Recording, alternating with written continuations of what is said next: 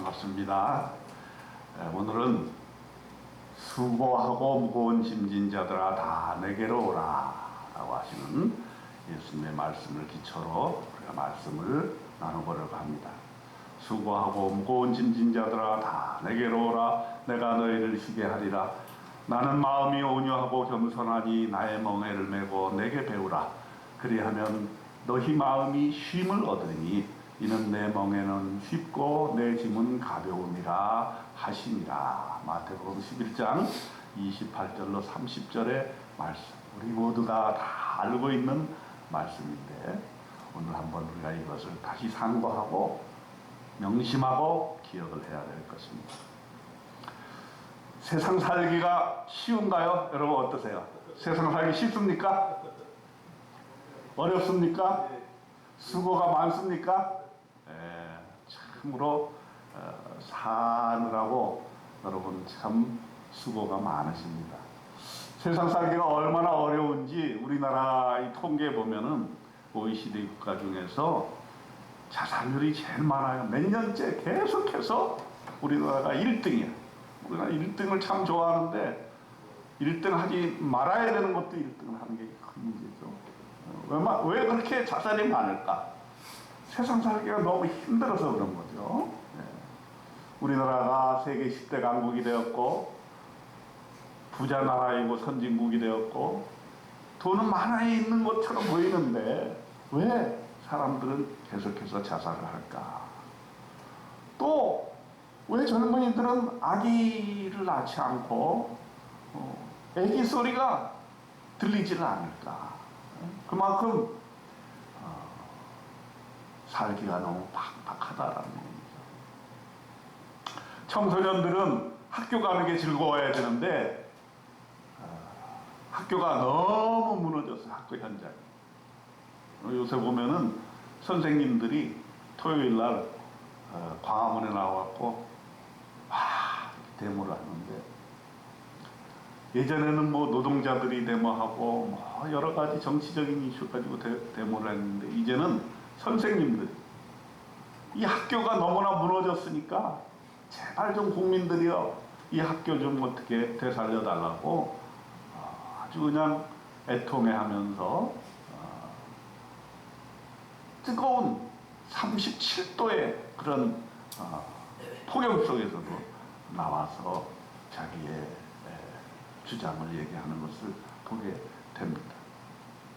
젊은이들은 결혼하기 힘들다고 하고 집정만 하기도 힘들다고 하고 또 노인들은 노인들대로 미처 준비하지 못한 노후 때문에 여러 가지 노인 빈곤에 대해서 힘들어하고 있습니다.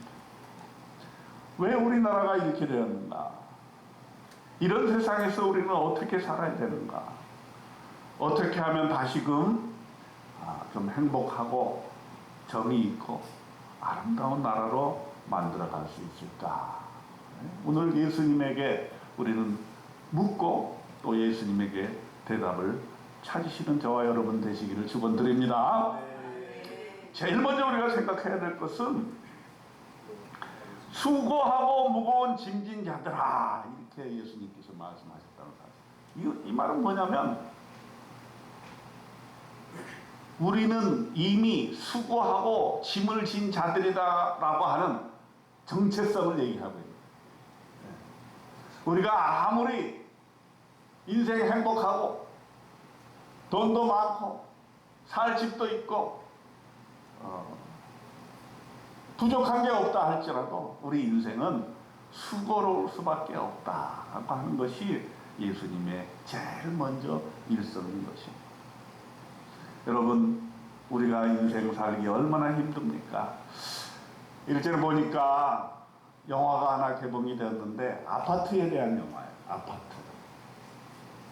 천재지변이 일어나서 다 무너졌는데 아파트 한 채만 덩그러니 살아남았어요.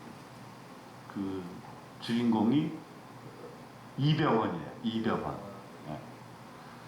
그래가지고 그 아파트에 있는 사람들이 거기서만 살 수 있기 때문에 집이 다 무너진 사람들이 그 아파트에 와서 살려고 하는데 그 아파트를 수호하기 위해서 죽기를 각오하고 그 결사적으로 그 아파트를 살수하는 그런 내용입니다. 마치 오늘날 우리 사회를 보는 듯 하는 거예요. 우리나라를 일컬어서 아파트 공화국이라고 해요. 여러분 아파트 한 채 있습니까? 그럼 여러분들은 실패한 인생이야. 아파트 한 채 없으면 실패한 인생. 우리나라에서는 그래, 최소한. 젊은이들이 지금 왜 힘드냐? 아파트 한 채를 사기 위해서 자기가 저축을 해서 모아도 자기가 늙어 죽을 때까지 서울에서 아파트 웬만한 거 한 채 사기가 힘들다 한 거예요. 그러니까 절망하고 아예 포기를 해버린 거야. 아예 포기. 아파트 사는 거 포기다. 그러니까 아파트를 포기하니까 결혼도 포기하고 아기 낳는 것도 포기한다.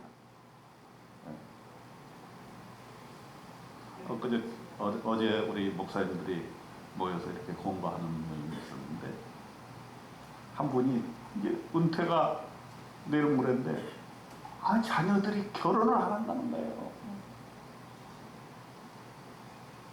제일 큰 기도 제목이라고. 왜 결혼 안 하냐고. 살 집이 없다고. 살 집. 아파트 한 채 얻을 돈이 없다.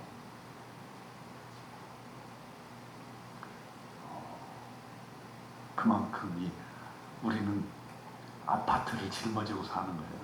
평생 아파트 한 채 이거 구하기 위해서 사는 거예요.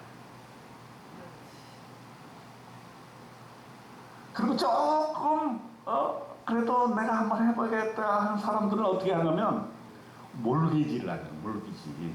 네? 그래서 요즘 정권 바뀌고 나서 50년짜리 몰기지를 했다 그래요. 50년짜리. 네. 그래가지고 아파트를 일단 딱 분양을 받은 다음에 50년 동안 죽어라고 그걸 갚는 거야. 50년 동안 죽어라고. 어떤 사람이 아파트를 장만해가지고 그거를 갚다 보니까 50세가 됐대. 50세. 그래가지고 드디어 이제 다 갚았어. 다 갚아가지고 너무너무 기뻐가지고 잔치도 하고 그랬는데 하루 이틀 지나고 나니까 너무 허망하더라는 거예요. 내가 이거 한 채 얻기 위해서 평생을 이거 내 소유로 하기 위해서 이렇게 살아왔던가. 내 인생은 뭔가. 이렇게 큰 우울감이 몰려오더라는 거예요. 우리나라 백성들이 지금 다 그런 현상이 있어요. 누구도 부인을 할 수가 없어요.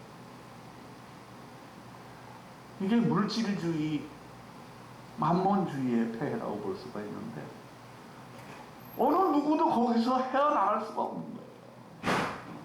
그렇다고 야 너 아파트 없이 살아봐 이렇게 할 수 있는 사람들 예수님 정도 되니까 이렇게 얘기를 하는데 예수님은 뭐라 그랬습니까?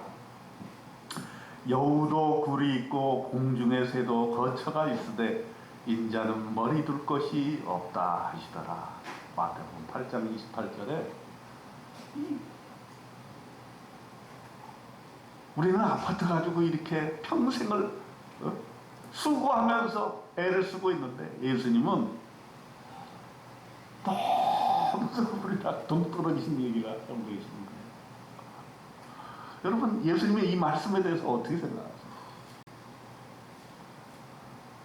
정말 예수님은 우리의 현실적인 삶과 동떨어지는 말씀을 하고 계실까요?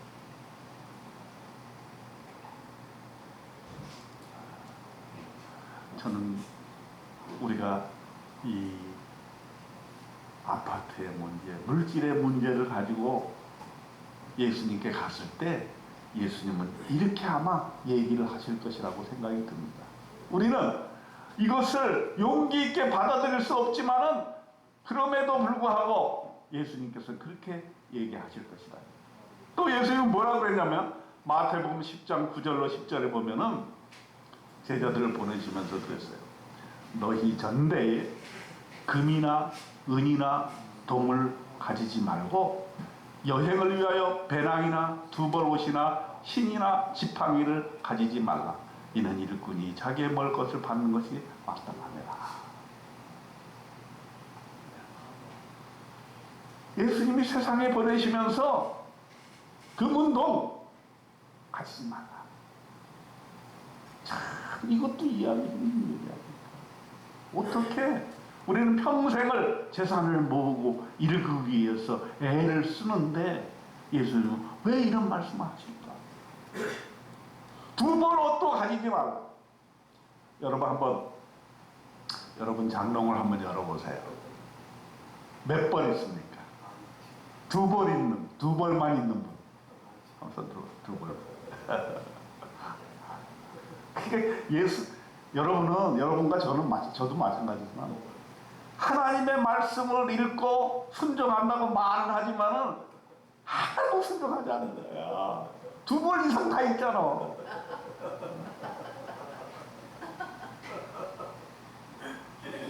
어떤 신부님이 강의를 많이 하시는 신부님인데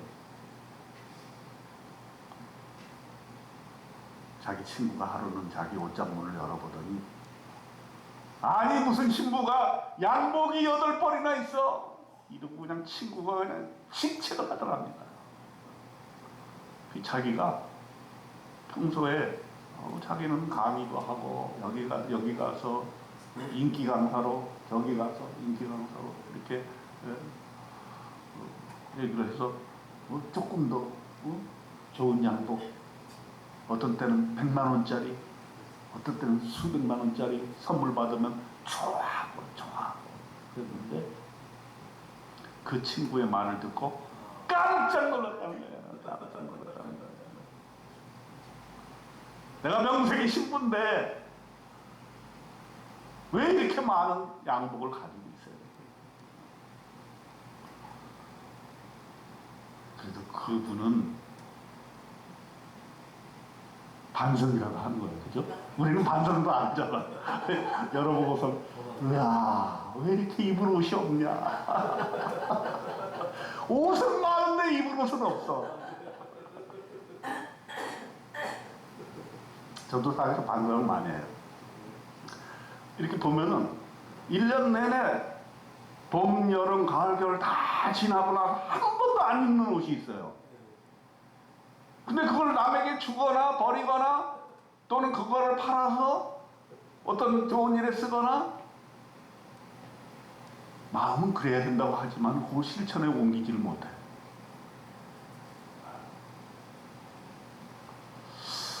혹시 예수님께서는 우리의 그러한 모습을 질책하고 계시는 건 아닌지, 우리가 너무 헛된 망상, 헛된 것에 우리의 시각과 우리의 지금 세상이 돌아가는데 얼마나 많은 시각적인 패션, 아파트 여기에 현혹되게 만드느냐, 우리의 영혼을 빼앗아가는 것일지 모른다. 아파트 한 채 목숨을 걸어야 되는, 아니 그런 것에 목숨을 걸 만한 그런 가치가 정말 있는 것이냐에 대한 반성을 우리가 해야 되지 않느냐. 그렇기 때문에 우리는 예수님께 가서 그 수고로움과 짐을 좀 내려놓으라 하는 것이 그런 뜻이 아닐까, 이런 생각도 해보게 됩니다. 집이 필요 없다는 얘기는 아니겠죠. 예수님도 우리에게 너 집 없이 한번 살아봐. 근데 제가 어제 그 책을 우리가 읽었는데 그 영성의 역사를 초대교회부터 이렇게 쭉 오늘날까지 다룬 책이었는데요. 우리가 믿음이 뭐냐라고 했을 때 우리가 쭉 기독교 역사를 살펴보니까 처음에는 믿음이라는 게 순교였습니다. 순교. 나 예수 믿는다 이러면 죽어요. 초대교회 시절 다 그렇게 죽었잖아요. 성경에 나와 있잖아요. 그게 바로 영성이었고 그게 바로 신앙이었단 말이에요. 근데 우리는 지금 그거 못해요. 저희도 가끔 우리 마포에 아주 귀중한 자원 절두산공원과 외국인 선교사 모여기 같이 있죠.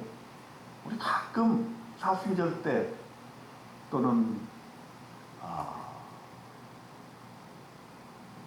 부활절 전에 우리가 거기에 가서 기도한 적이 있었습니다.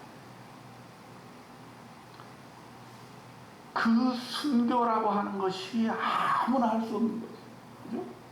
근데 그 영성, 그 믿음이라는 것은 그 기초가 우리의 면면하게 흐르고 있기 때문에 사실은 우리가 지금 믿음 생활을 할 수 있는 것이죠. 그런가 하면 어떤 시대에는요, 사막의 영성이라고 일상생활에서는 도저히 하나님을 섬기고 예배하고 사랑할 수 없다. 우리는 이 일상생활을 버리고 사막으로 들어가야 된다. 사막에 들어간 사람들이 있었고요. 또 수도원을 만들어가지고 수도원의 영성으로서 가가지고 기도와 노동 이 두 가지만 했어요. 예배드리고 기도하면서 그 다음에 나가서 밭을 메고 농사를 하고 또 다시 들어와서 예배하고 기도하고 매번 그것만 하는 거야. 지금 생각하면 어처구니가 없죠. 그러나 여러분 우리가 잘 생각해 봐야 돼요. 우리가 하늘나라 갈 때 천국에 갈 때 남는 게 뭐가 남겠느냐. 우리가 아파트 한 채 내가 이게 평생 내가 이걸 위해서 내가 살아왔다. 딱 예수님 앞에 자이 아파트 한 채 내가 했습니다.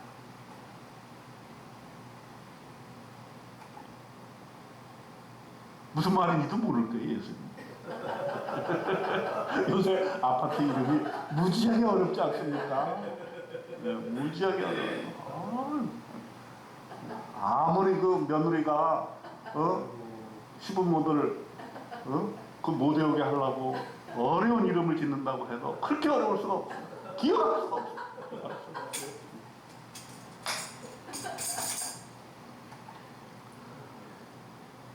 그 다음에 우리는 또 어떤 짐을 지고 있느냐. 우리나라 보면은 지금 교육의 문제가 가장 큰 짐입니다.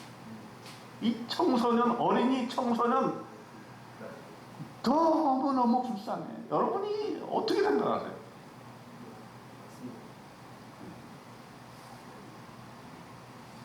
너무 경쟁교육이 심화돼가지고 1등 아니면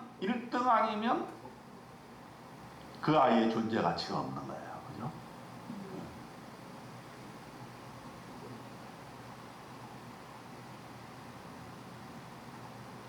그러니까 한편으로는 물질주의, 자본주의가 큰 짐이지만 또 한편으로는 이거를 유지하기 위해서 1등 경쟁주의, 1등 아니면 살아남을 수 없다 해가지고 그 미국 교포들이 자녀 교육의 하나의 중요한 순례가 있대. 순례. 뭐가 있냐면 미국에서 공부를 시키면은 얘네들이 경쟁력이 없다는 거야. 이민 2세들이. 왜냐하면 그래도 그나마 미국 교육은 경쟁보다는 그 아이의 장점, 또 협동심, 또 스포츠를 통해서 공동체 의식, 또 내가 어떻게 해야 저 사람을 살려줄 수 있고 내가 어떻게 협동해야 우리 팀이 이길 수 있는가? 네. 또 무슨 게임 같은 걸 해도요, 이 부모들이 우리는 자녀들하고 뭘 게임 같은 거 할 때 일부러 져주고 길을 세워지잖아. 거꾸로 미국 사람들은 막 억지로라도 이긴대, 자녀들. 그래서 얘가 질 줄 알도록, 지는 것을 배우도록 이렇게 한다는 거예요. 그래야만 이길 수도 있고 질 수도 있고 이렇다는 거예요. 근데 미국 가 있는 한국인들의 부모들이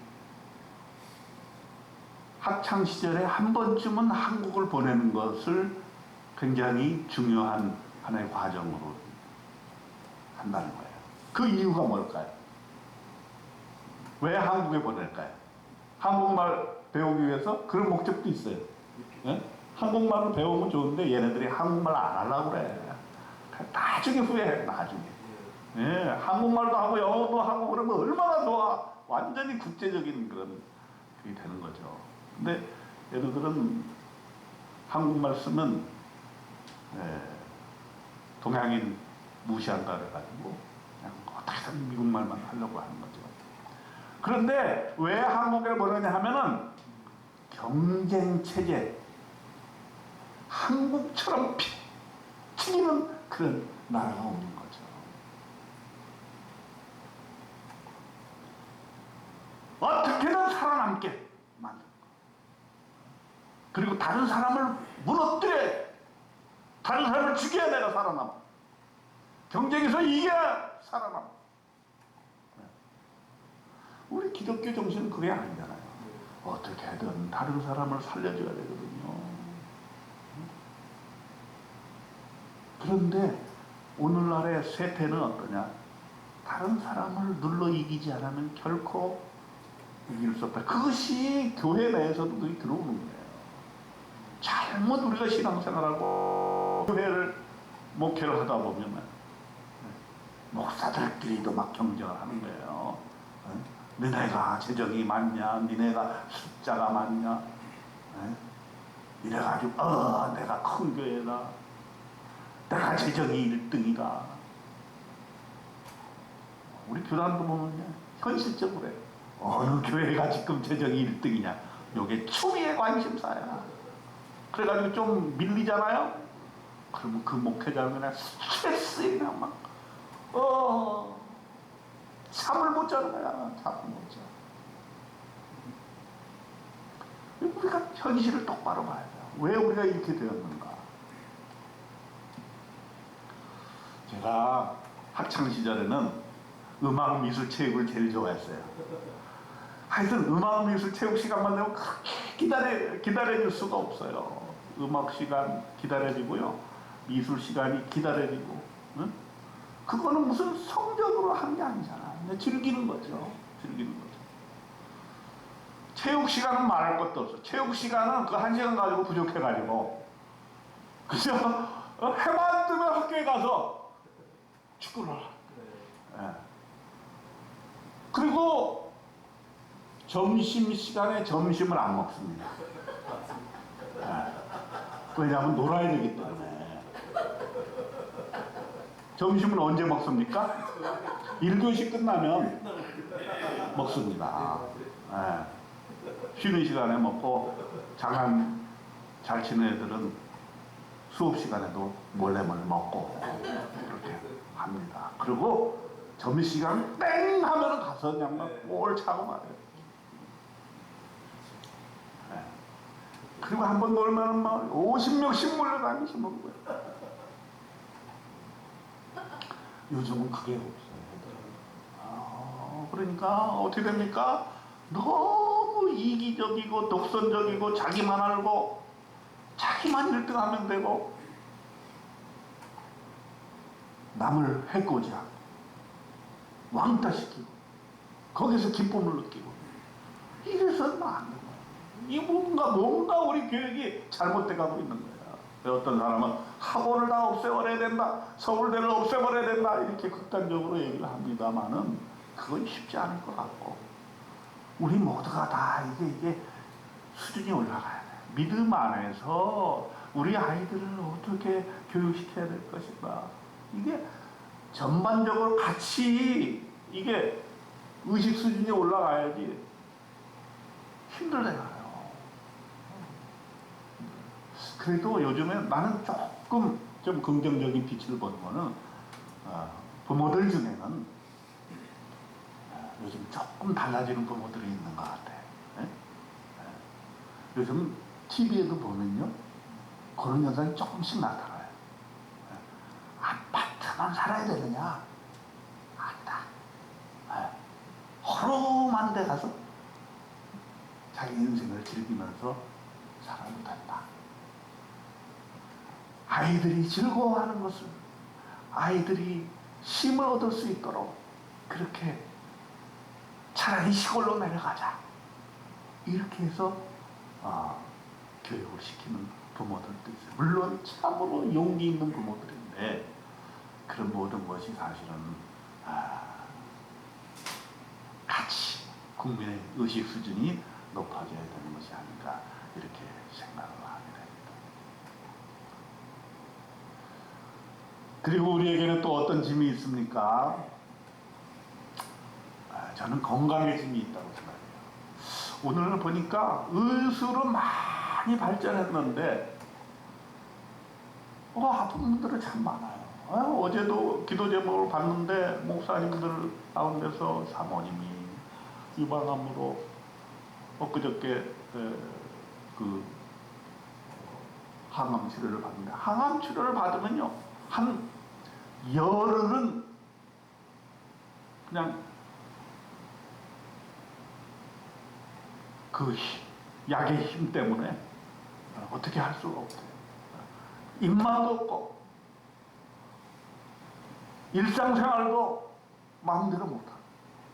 그래서 엊그저께 항암치료를 받았으니까 한 열흘 지나야 이제 제대로 먹을 수 있습니다, 그렇게 얘기를 하고. 또 어떤 분은, 내 딸이 지금 미국에 있는데 결혼을 했는데 애를 가지지를 못해요. 2번 유산을 했어요. 목사님들 좀 기도 좀 해주세요. 그런 분들 있고, 우리가 아무리 이 인생을 살 때 행복하게 산다고 할지라도 그 건강의 짐은 어쩔 수가 없는 거예요. 우리 인간이 어떻게 완벽하게 병 없이 살 수가 있을까? 그래서 정신적인 스트레스, 육신적인 질병, 이런 짐을 우리가 안고 살 수밖에 없다. 이게 현실이다. 이것을 얘기한 것이 바로 수고하고 무거운 짐진 자다, 너희는 그런 사람이다, 이렇게 얘기를 하는데, 우리가 이것을 받아들이고 인정하고 하나님 앞에, 하나님, 나 지금 너무나 힘들고 너무나 짐이 많습니다 하고 우리 예수님께 가야 된다는 말이에요. 다 내게로 오라 그랬거든요. 딴 데 가지 말라고. 우리가 세상적으로 봤을 때는 노래방에 가서 스트레스를 풀 수도 있겠죠. 코로나 이후에 노래방이 많이 없어졌더라고요. 우리 동네도 보니까 노래방들이 한 3년을 노래를 못 부르게 하니까 견딜 수가 없어. 노래방이 다 문을 닫았어. 그래서 아마 요즘 묻지마, 폭력과 묻지마 살인 이런 것들이 생겨나는지도 몰라. 예전에는 노래방 가서 그나마 그래도 스트레스를 좀 해소했는데, 이 노래방이 다 문을 닫아버렸으니까 어디 가서 스트레스 해소할 수가 없어. 어떤 사람은 술로 해소를 하지 않습니까? 술로 해소. 근데 그것도 자기 자신 간도 망치고요, 얼마나 많은 것을. 담배도 그렇잖아요. 담배도 얼마나 몸을 해쳐가면서 스트레스를 해소하더라고요.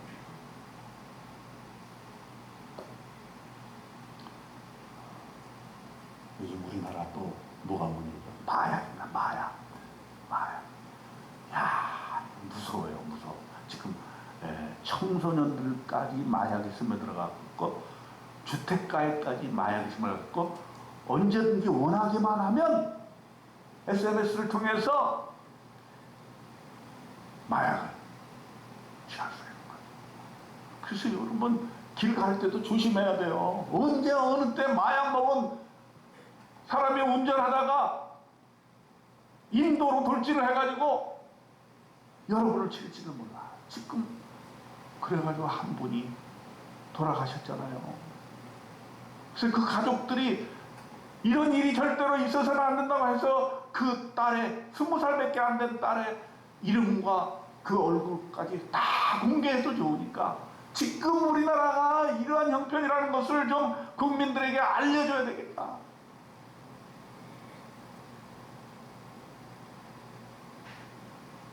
우리나라가 지금 겉으로는 멀쩡해 보이지만 속으로 썩어 들어가고 있다는 것을 우리가 알아야 되는 거죠. 우리가 믿는 사람들이 정신 바짝 차리지 않으면 이런 세상에 함몰될 수밖에 없다는 것을 우리가 알아야 된다는 거죠. 가끔 뉴스에 샌프란시스코 나와요. 저도 샌프란시스코를 몇 번 가봤는데 참 아름다운 도시예요. 금문교. 그리고 그 기찻길을 이렇게 언덕으로 기차 낭만이 있어요. 근데 뉴스에 보니까 마약이 너무나 만연해가지고 경찰도 손을 못 대는데 그냥 거리에 전부 마약 중독자들이 넘쳐나가지고 거기서 마약을 주사하는데도 경찰이 그걸 잡을 수가 없는 거예요. 얼마나 만연돼 있습니까? 손을 못 대는데 손을 못.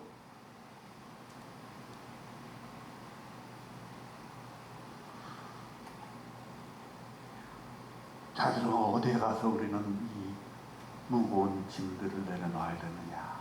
성경은 예수님께로 오라 하는 것이죠. 내가 너희를 쉬게 하리라고 말씀을 하셨다는 것이죠. 어떻게 예수님께로 가게 되느냐? 나는 마음이 온유하고 겸손하니 나의 멍에를 메고 내게 배워라. 예수님이 온유하기 때문에 우리는 예수님께로 가야 된다는 것은 무슨 말을 의미하는가 하면은 나의 상태 지금 그대로 내가 지금 무거운 짐을 지고 있다는 것을 인정하고 예수님께로 가게 되면 예수님은 온유하시기 때문에 다 받아주신다는 말이에요. 여러분, 여러분에게 있는 모든 짐 수고를 다 해결하고 나서 내가 기쁜 마음으로 가야지. 예수님께 못 가는 거죠. 우리가 예수 믿을 때 어디 내 문제 다 해결하고 내 죄를 다 해결하고 죄 안 지은 상태에서 예수님께 갈 수 있습니까? 못 갑니다. 우리는 있는 그대로 죄의 상태에서 또 짐을 지고 있는 상태에서 그 짐을 지고 주님 앞에 나아가야 하는 것입니다. 예수님은 또 겸손하시기 때문에 하나님이라고 해서 우리를 거리를 두시거나 우리와 다르게 생각하시는 것이 아니라 우리를 친구로 우리를 받아주시고 우리 인생길에서 그래 내가 너와 함께 가겠다라고 말씀하고 계시는 것입니다. 그리고 또 뭐라 그랬습니까? 너희 마음이 쉼을 얻으리니 이는 내 멍에는 쉽고 내 짐은 가벼움이라 하시니라. 우리가 예수님께 가게 되는 것은 이제 예수님께 모든 짐을 내어 맡기고 모든 수고로움에 대해서 예수님께 부탁을 하면서 동시에 예수님의 멍에를 맨 것이다. 예수님의 멍에는 뭡니까? 이것은 새로운 삶의 사명감이고 삶의 하나의 원칙이라고 볼 수가 있습니다. 내 생명을 다하고 내 인생을 다해서 그 사명을 이루고자 하는 헌신을 다짐하는 것인데, 이것을 우리가 매일매일 몇 시간 다시 한번 확인해야 되는 것입니다. 이 세상은 너무나 강력해서, 너무나 물질주의의 만본주의가 강력해서, 너무나 세상이 주는 유혹이 강력해서 마약과도 같아서 우리는 그 세상에 함몰되어 살 수밖에 없는 인생이기 때문에 예수님께 가서 예수님의 멍에를 메어야만 우리의 인생이 올바른 길로 갈 수밖에 없다라고 하는 것입니다. 아멘. 우리 인생에 너무나 많은 짐이 있다는 것을 인정하고 이제는 그 짐을 주님 앞에 내어 놓으시기 바랍니다. 아멘. 주여. 우리가 그 짐을 지고 어떻게든 살아보려고 애쓰면 애쓸수록 이렇게 살다가 인생 다 가는 것입니다. 우리는 이제는 다르게 살아야 됩니다. 예수님께 가서 예수님을 친구로 모시고 즐겁게 예수님과 함께 먹고 마시면서 행복하게 삶을 살아야 될 것입니다. 오늘 우리 주님께서 우리에게 초청하시는 것처럼 수고하고 무거운 짐진 자들아 다 내게로 오라 내가 너희를 쉬게 하리라 하신 이 말씀을 우리 가슴에 명심하고 저와 여러분이 주님과 함께 동행하는 이 멋진 삶 다시 한번 시작하시기를 주님의 이름으로 축원드립니다. 기도하겠습니다. 하나님 아버지, 우리는 너무 수고하고 지쳐 있습니다. 우리의 짐이 너무나 무겁습니다. 이 짐을 받아주시고 우리가 주님 앞에 가서 주님과 함께 다시금 인생을 살 수 있도록 도와주시고 이 세상의 모든 물질 만능주의와 또 모든 유혹들을 다 내려놓고 우리 주님이 주시는 멍에만을 메고 우리가 인생길 주님과 함께 동행하는 멋진 삶으로 회귀할 수 있도록 하나님 축복하여 주시옵소서. 우리 주님 예수 그리스도의 이름으로 간절히 기도드리옵나이다. 아멘.